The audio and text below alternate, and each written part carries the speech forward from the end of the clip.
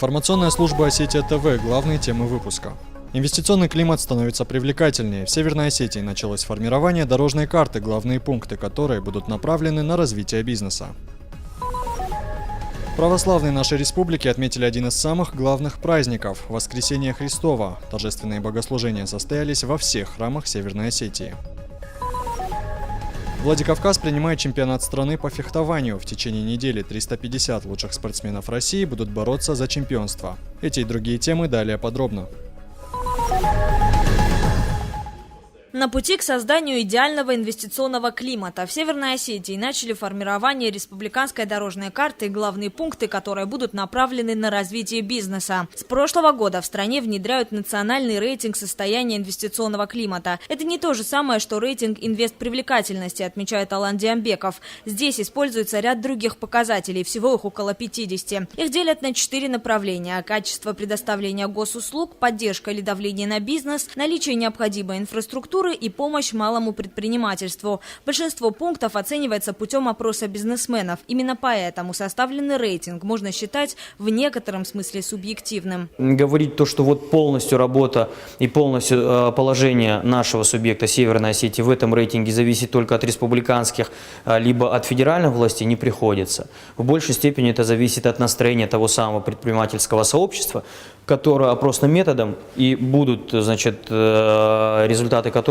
будут попадать в этот рейтинг. Проект реализуется под четырехсторонним контролем. В частности, лично за ним следит президент Владимир Путин. Результаты 2014 года будут озвучены летом на Международном экономическом форуме в Санкт-Петербурге. По опыту прошлого года можно уверенно говорить, размер региона не гарантирует лидерство в рейтинге. Так, например, Москва попала лишь в 4-ю группу, а Петербург и вовсе в 5-ю, худшую. Тогда же стала заметна и разница во времени оказания услуг. Так, например, если в одном регионе к электросетям подключают меньше, чем за месяц, то в другом на это уходит почти год. Мы точно не в аутсайдерах, где-то мы ближе к золотой середине, то, что принято называть.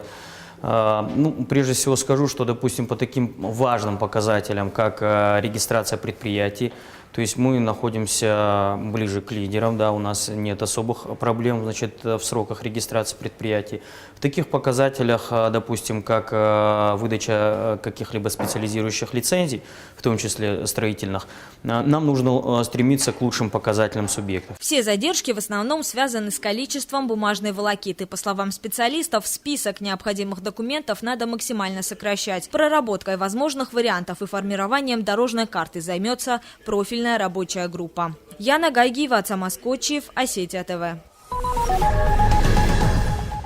За успешное сотрудничество благодарственные письма правительства республики сегодня получили юрист Аслан Сосранов и представитель агентства страхования вкладов в Северной Осетии Георгий Березуцкий. Напомним, осенью прошлого года именно через них шла основная работа по возвращению денег вкладчикам обанкротившегося Дигбанка. Более 1500 человек тогда не могли получить компенсации в законном порядке. В АСВ сочли документы клиентов сомнительными и выплачивать страховку не собирались. Добиваться возвращения своих вкладов людям пришлось через суд. Аслан Сосранов вместе с добровольными помощниками подготовили около 1000 исков от имени обманутых людей. На данный момент, по словам юриста, нерассмотренными остались лишь порядка 30 дел. Около 500 человек уже получили свои деньги.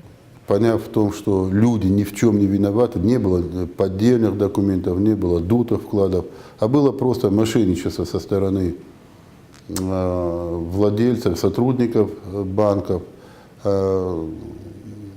пошли навстречу и совместными усилиями решили оказать помощь этим людям. Нас сейчас благодарят все, кто сейчас уже выиграл суды, а мы благодарим этих людей. Православные христиане отмечают праздник всех праздников – Светлое Христово Воскресенье – Пасху. В Северной Осетии торжественные богослужения прошли во всех храмах республики. Ночью христиане вышли из своих домов, чтобы встретить Великую Пасху. Люди несут корзинки с пасхальной едой, чтобы осветить ее. В храмах особое убранство, повсюду живые цветы. Поздравил всех верующих архиепископ Зосима. Наша благословенная православная Осетия в числе огромного количества христианских народов вместе с семьей христианской, то есть всей Вселенской Церковью, празднует один из самых великих, самых радостных праздников – Светлое Воскресение Христово. Конечно, праздник Воскресения Христова, он неотделимо от креста. Мы как-то в день праздника забываем о кресте, о распятом Христе, распятом Боге. А ведь тайна креста – это есть тайна воскресения.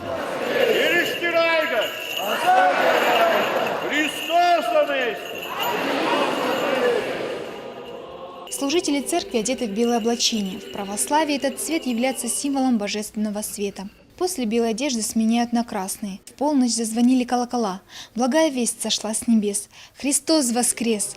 Затем прихожане совершили крестный ход вокруг храма. В руке у каждого горела свеча. Благодатный огонь привезли из Иерусалима в Осетию. Считается, что он обладает чудодейственной силой и не обжигает. Первым зажигает огонь патриарх Зосима, и через несколько мгновений уже сотни людей держат в руках благодатный огонь. Ангели поют.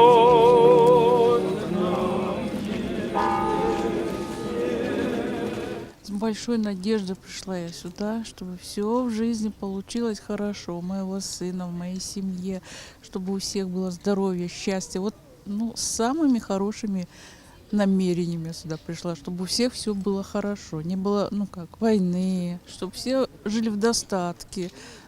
И здоровье. Самое главное.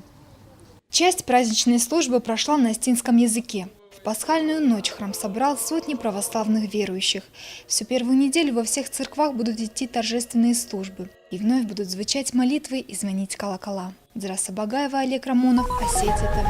Межрегиональный канал поставок оружия прикрыт в республике. На территории пригородного района сотрудники ФСБ задержали преступную группу, которая поставляла боеприпасы из Ингушетии в Северную Осетию. Злоумышленники были схвачены при попытке сбыта огнестрельного оружия. Среди арестованных житель Ингушетии и гражданин Грузии, живущий в Осетии. Кроме того, в соседней республике задержан их возможный подельник. В ходе обыска оперативники изъяли 5 пистолетов и более 100 боеприпасов к ним. Возбуждено 4 уголовных дела по статье «Незаконное хранение и сбыт оружия», группа лиц по предварительному сговору. Максимальное наказание – лишение свободы на срок до 6 лет и штраф. Яна Гайгиева, Савелий Зангиев, Осетия ТВ. Стоп, слева атака, направо удар, 9. К бою. Готовы. Начали. Атаки обоюдные. Рапиры, шпаги и сабли готовы. Владикавказ вновь принимает чемпионат России по фехтованию. На помосты в течение недели выйдут 350 лучших спортсменов из 70 регионов страны. Северную Осетию представляет внушительная сборная из 20 атлетов, в том числе и прославленная Аида Шанаева. Олимпийская чемпионка выйдет на помост только 15 апреля. Турнир подобного уровня Северная Осетия принимает не впервые. 3 года назад во Дворце спорта «Манеж» также выявляли лучших фехтовальщиков. По словам организаторов, большой опыт проведения крупных и значимых турниров сыграл в пользу Владикавказа. Просмотрев заявки на этот год ряда федераций, я не открою большой секрет, их было несколько, но учитывая высокий уровень проведения соревнований 4 года назад, в 2012 году исполнительный комитет Федерации фехтования России предпочел заявку Владикавказа другим предложениям. Поэтому я уверен, что мы не разочарованы будем этим выбором, и я думаю, что соревнования пройдут успешно. Чемпионат России во Владикавказе открылся соревнованиями саблистов. В борьбу за золото вступили практически все сильнейшие мастера этого вида оружия. Победу в жаркой схватке с минимальным отрывом одержал представитель Новосибирской области Вениамин Решетников. Сегодня достаточно были напряженные поединки. Самый из напряженных боев в моем сегодняшнем фехтовании это был финал, поэтому и силы уже немного подсдались, и поддержка хорошая болельщиков для соперника, как ни странно. Поэтому, наверное, самый сложный был бы в финале, а в целом у нас еще впереди командные соревнования, поэтому мы будем копить силы и готовиться именно к ним. Этот турнир по праву считается одним из главных стартов для российских фехтовальщиков. По его итогам определится состав сборной России, которая представит нашу страну на чемпионатах мира и Европы. Залина Губурова, Елена Гаглоева, Заур Цеов, Осетия ТВ.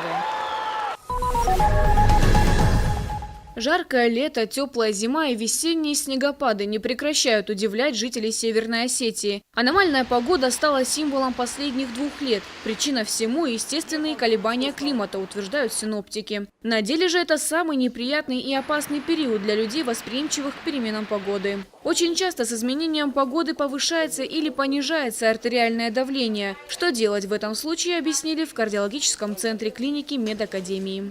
Ситуация сложнее обстоит с теми людьми, у которых есть органическое поражение сердечно-сосудистой системы. Это люди, которые страдают артериальной гипертензией, это люди, которые страдают ишемической болезнью сердца. В этой ситуации, конечно, любые перепады погодные могут сказываться негативно. И если ситуация выходит в этот день из ряда вон и лекарства не помогают, либо случается так, что на фоне приема лекарств есть, наоборот, выраженное снижение, патологическое снижение артериального давления, обязательно обратиться к своему доктору, либо вызвать скорую помощь. Весна в южных регионах, в том числе и в Северной Осетии, всегда отличается неустойчивым климатом. Не стал исключением и апрель этого года. По словам сотрудников регионального метеоцентра, в этом нет ничего необычного. За прошедшие сутки погода определялась областью низкого давления с юга и влиянием холодных фронтов с северо-запада.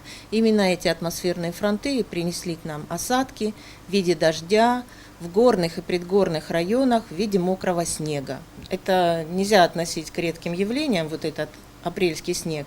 Он часто наблюдается. Гораздо более редким у нас является снег, который вот у нас был зарегистрирован на территории нашей республики в первых числах мая.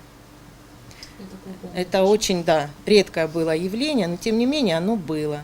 И поэтому говорить о том, что апрельский снег – это для нас какое-то очень уникальное явление, пока что нельзя. При этом жители республики действительно страдают от погодных аномалий. Как правило, жалуются на головные боли, скачки артериального давления и бессонницу. Как погода на ваше здоровье? Очень плохо. В моем возрасте очень плохо переносятся такие перепады температуры. Ну как погода? Если утром была зима, по щиколотка снег, а сейчас весна. Это только в Осетии такое может быть. Очень плохо. У меня от резкой перемены погоды болит голова. Я жалуюсь на это. Вообще никак. У меня всегда все хорошо, и я всегда довольна. На меня вообще погода не влияет. Никак. Никак? Не болеете? На духовное состояние влияет. На самом деле, мы просто молодежь и всегда должны быть позитивными. Да. Парень прав. Любая погода хороша. У природы нет плохой погоды. Отрицательно как.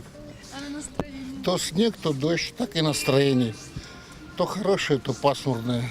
В зоне риска находятся люди с сердечно-сосудистыми заболеваниями. На территории Северной Осетии их рекордное количество. Это в очередной раз доказывает, проблема не надумана, от нее действительно страдают люди. Один из способов решения – закаливание организма и регулярные занятия спортом. Это поможет снизить вероятность неприятных сюрпризов, связанных с погодой. Фатима Дзываева, Олег Рамонов, Осетия ТВ.